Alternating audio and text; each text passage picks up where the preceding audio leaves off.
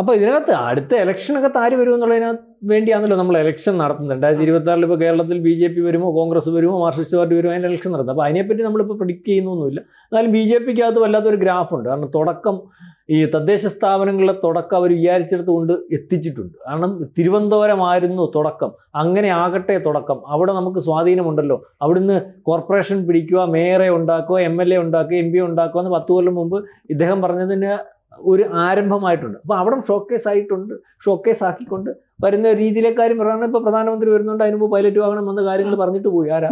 അമിത്ഷാ. അപ്പം നമ്മൾ പറയേണ്ടത് 2024 ഇലക്ഷനകത്ത് BJPക്ക് വിചാരിക്കാത്തൊരു തട്ടുകേട് സംഭവിച്ചു. അതിന് മുമ്പ് 2 പ്രാവശ്യം 1-2 ഭൂരിപക്ഷത്തിൽ നിന്ന BJPക്ക് ഒറ്റയ്ക്ക് ഭരിക്കാൻ പറ്റാത്ത രീതിയിലേക്ക് പോയി. അതിനകത്ത് ആ സമയത്ത് നടത്തിയ പ്രചരണം ഒരുപക്ഷെ അന്ന് RSS ഇല്ലായിരുന്നു BJP വീണേനെ. അതാണ് രാഹുൽ ഗാന്ധി പറഞ്ഞത്, ഈ പ്രാവശ്യം BJP വീഴും. അതിനുവേണ്ടിയുള്ള വർക്ക് ഒരുപക്ഷെ ജോർജ് സോറസിൻ്റെയും അല്ലെങ്കിൽ മാധ്യമപ്രവർത്തനത്തിൻ്റെയും കള്ളപ്രചരണത്തിൻ്റെയും ഒക്കെ പേരിൽ നടന്നു. പക്ഷെ അതിനുശേഷം ഇതൊക്കെ കള്ളപ്രചരണമാണ്, ഇതെല്ലാം അവർ തടഞ്ഞു. നമ്മൾ മനസ്സിലാക്കേണ്ടത് രാഷ്ട്രീയ പാർട്ടിക്കാരന് അത് അവരുടെ ഗുണം, എല്ലാം തടഞ്ഞു. ആ സമയത്ത് പ്രവർത്തിച്ചുകൊണ്ടിരുന്ന NGOസിനെ മൊത്തം അവർ കണ്ടെത്തി, അതിന് കൊടുത്തിരുന്ന ഫണ്ട് കണ്ടെത്തി, അതിൻ്റെ പുറകിൽ പ്രവർത്തിക്കുന്ന ആൾക്കാരെ കണ്ടെത്തി.